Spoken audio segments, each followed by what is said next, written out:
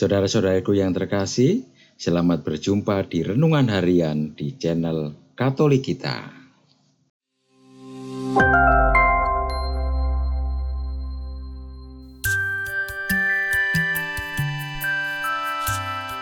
Hari ini, Senin, 17 Juni 2024, Pekan Biasa ke-11. Bacaan pertama. Bacaan diambil dari Kitab Pertama Raja-Raja, bab 21, ayat 1 sampai dengan 16.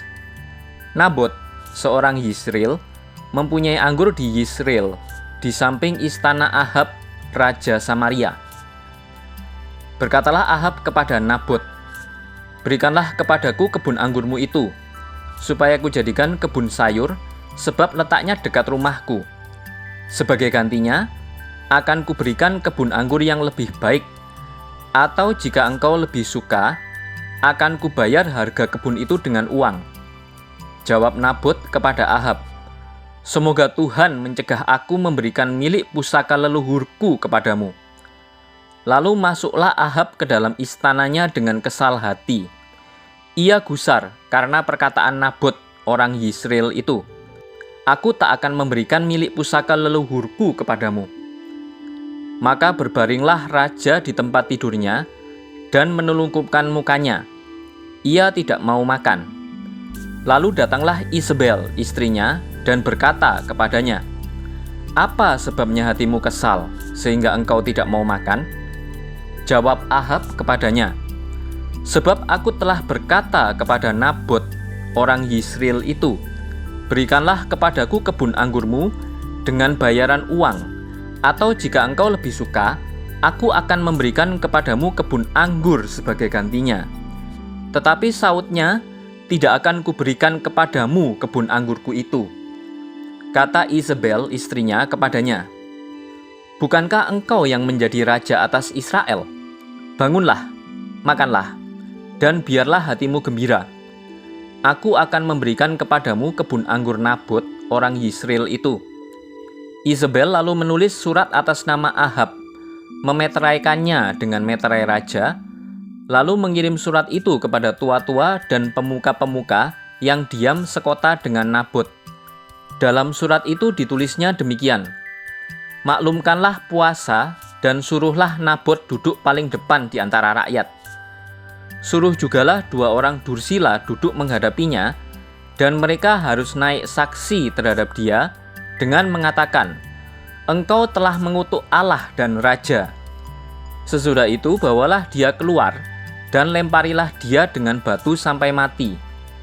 Para tua-tua dan pemuka yang tinggal sekota dengan Nabot melakukan seperti yang diperintahkan Isabel kepada mereka. Mereka memaklumkan puasa dan menyuruh Nabot duduk paling depan di antara rakyat. Kemudian datanglah 2 orang, yakni orang-orang dursila itu, lalu duduk menghadapi Nabot. Orang-orang dursila itu naik saksi terhadap Nabot di depan rakyat. Katanya, "Nabot telah mengutuk Allah dan Raja." Sesudah itu mereka membawa Nabot keluar kota, lalu melempari dia dengan batu sampai mati. Kemudian mereka menyuruh orang melaporkan kepada Isabel, Nabot sudah dilempari batu sampai mati. Segera sesudah mendengar bahwa Nabot sudah dilempari batu sampai mati, berkatalah Isabel kepada Ahab, "Bangunlah, ambillah kebun anggur Nabot, orang Yisrael itu menjadi milikmu. Karena Nabot yang menolak memberikannya kepadamu dengan bayaran uang, sudah tidak hidup lagi. Ia sudah mati." Ketika Ahab mendengar bahwa Nabot sudah mati, ia segera bangun dan pergi ke kebun anggur Nabot, orang Yisrael itu, untuk mengambil kebun itu menjadi miliknya. Demikianlah sabda Tuhan. Syukur kepada Allah. Bacaan diambil dari Injil Matius, bab 5, ayat 38 sampai dengan ayat 42. Dalam khotbah di bukit, Yesus berkata, "Kamu telah mendengar yang difirmankan, mata ganti mata, dan gigi ganti gigi. Namun aku berkata kepadamu, janganlah kamu melawan orang yang berbuat jahat kepadamu, melainkan Siapapun yang menampar pipi kananmu, berikanlah juga kepadanya pipi kirimu.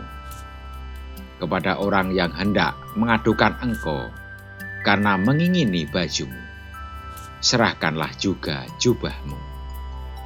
Siapapun yang memaksa engkau berjalan sejauh 1 mil, berjalanlah bersama dia sejauh 2 mil. Berilah kepada orang yang meminta kepadamu, dan janganlah menolak orang yang mau meminjam darimu. Demikianlah sabda Tuhan. Terpujilah Kristus. Saudara-saudariku yang terkasih, lihatlah apa yang telah diperbuat oleh Ahab dan Isabel karena ketamakan mereka. Mereka tega membunuh Nabot, rakyat mereka sendiri, demi mengambil kebun anggur milik Nabot.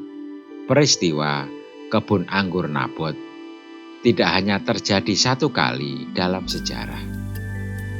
Pada masa sekarang, peristiwa semacam itu kerap terjadi. Ketamakan menjadi daya dorong bagi banyak orang untuk menghalalkan segala cara, asalkan keinginan mereka tercapai. Kita pun menyaksikan bahwa karena tamak, manusia tidak pernah merasa puas. Ketamakan merupakan perwujudan nyata dari sikap egois. Ketamakan juga merupakan self-love yang keliru. Kita akan sulit bersyukur jika terus-menerus menuruti keinginan kita sendiri yang pasti tidak ada habisnya. Yesus menegaskan hal yang sebaliknya. Kepuasan batin dan sukacita justru akan dialami oleh orang-orang yang memiliki hati yang rela memberi dan bahkan memberi lebih. Ia juga menegaskan bahwa pemberian tersebut ada kalanya akan mendatangkan kesukaan dan memerlukan pengorbanan. Berhadapan dengan kenyataan semacam itu, sebagai pengikut Kristus, kita patut bertanya, sejauh mana hidup kita disetir secara buta oleh keinginan-keinginan yang tidak ada habisnya? Marilah kita berdoa. Ya Tuhan, mampukanlah kami untuk rela memberikan kepada mereka yang membutuhkan, sebagai wujud syukur kami kepadamu, sekaligus upaya kami melawan keserakahan kami sendiri. Amin. Saudara-saudariku yang terkasih, terima kasih atas kebersamaannya di dalam renungan harian ini. Kita akan berjumpa kembali di renungan harian berikutnya. Berkah dalam.